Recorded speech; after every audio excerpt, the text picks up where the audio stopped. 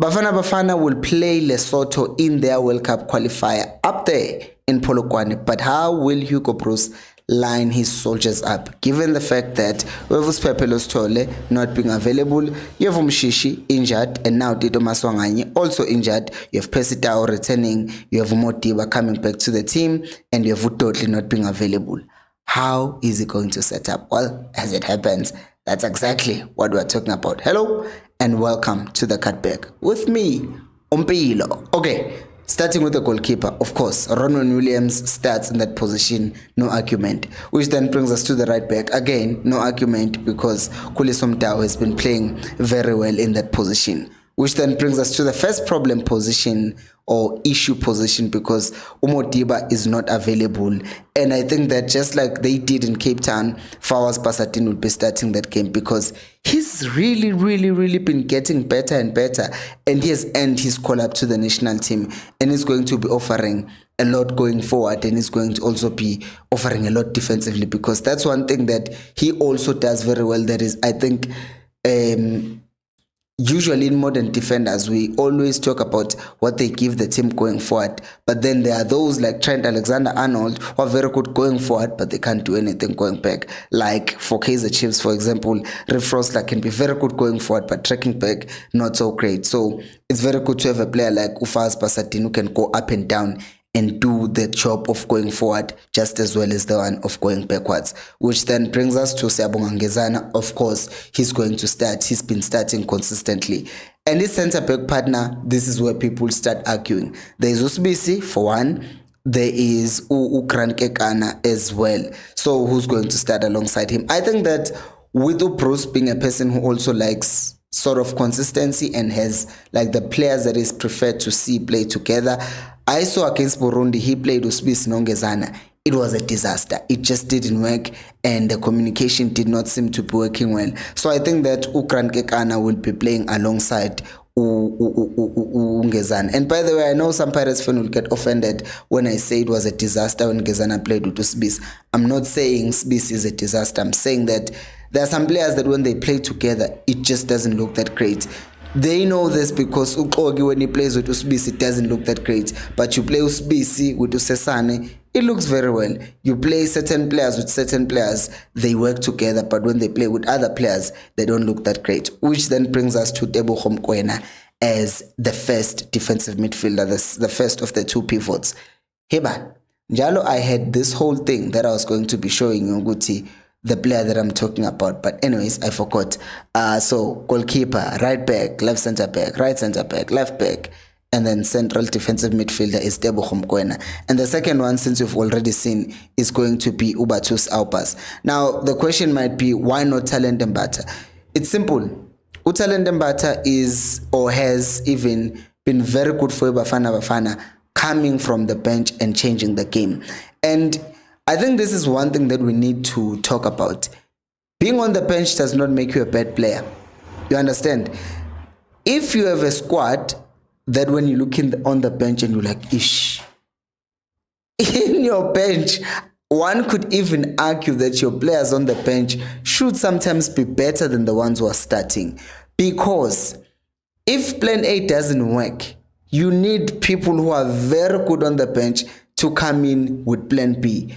But if you have all your best soldiers starting and then on the bench it's just like, ish, yeah, you know. So I think that Talent Mbata is still very good coming off the bench and changing the game, especially since it's shown that for Bafana that he reads the game very well and he comes in and he makes a difference. By the way, while we're here, can you just make sure to subscribe to the channel, like the video if you've already subscribed, as we talk about the attacking midfielder, which once again will emphasize my point. Jaden Adams will play for Bafana as a 10, I think, because the main reason is the fact that Aupas, Mokoena, and Adams already play together in Sundowns. So the understanding won't have to be coached that much. So these three already play together. I know that Aupas usually comes in from Mokoena because Mokoena plays with Allende and Adams when they're playing at Sundowns.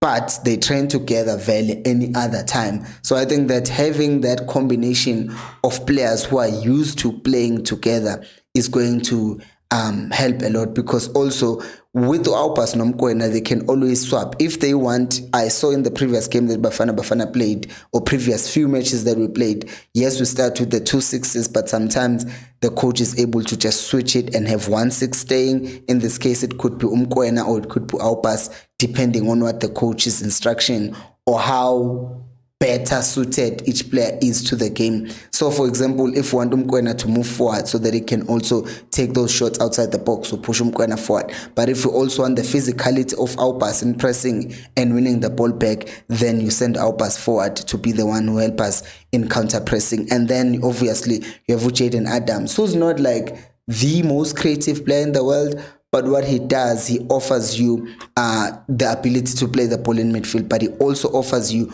those late runs into the box where he can then be very dangerous. So I think that midfield will be balanced, and obviously in the second half, you can always bring on Aurel Mfukeng. And Mfukeng right now, the nice thing about him, once again, why I think he should also be starting on the bench, is the fact that if, for example, as we talk about the left wing position, Osunapolis, who I think will also start as a left winger, I think that if Osunapolis doesn't perform, you have Mfukeng to come in that position.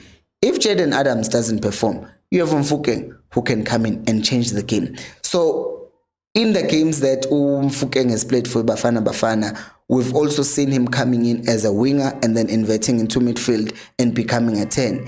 So if he comes in for Apolis, given the fact that Basadin will be moving up and down, he could be the second 10 alongside Jaden Adams. But if he comes in for Jaden Adams, then it's just a 10 operating in that number 10 role and assisting in pressing as well. And also we've seen him this weekend, those late arrivals, edge of the box and then scoring goals. And he's now maturing really in that role.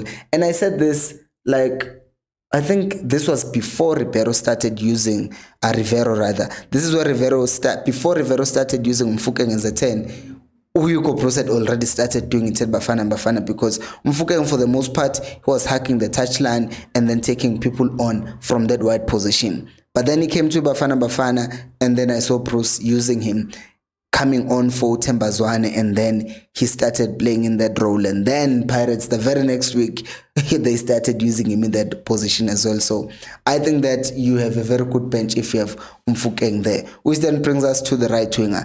And when we talk about Tupesitao, I think Tupesitao is nearing his last final few chances, because we saw that in the previous AFCON, he stank the place up. He was bad. Like, he was horrible.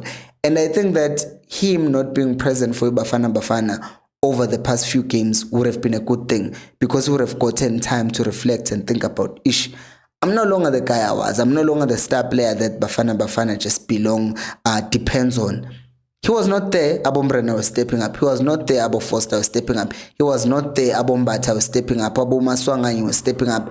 Abo Apolis was stepping up. So it clearly shows that he needs Bafana more than Bafana needs him. And he's a quality player who just needs to get one thing out of his head. You are no longer the star player. You are no longer the one that we look up to and say, we trust you. We can actually do without him. And this sounds harsh, but he just needs to know that he's part of the team. All that selfish thing of not passing the ball when you have to needs to stop, because we know he can be a team player and we know he can actually change the game. Speaking of people who can change the game, this man, Lyle Foster, is our number 9. Of course, who else could it be? Because he is very intelligent. I think some people don't understand how good Lyle Foster is. Watch him, not just when he has the ball. Watch what he does without the ball.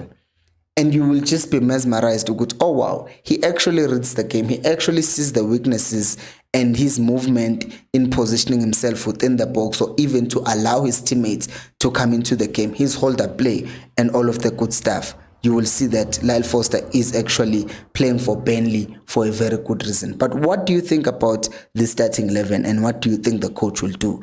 Do let me know down in the comment section below. Thank you so much for watching, and until next time, enjoy watching the game. And yeah, I need to learn to have an outro. Watch this video, by the way, where I talk about how Pirates beat Mamelodi Sundowns, in case you haven't watched it.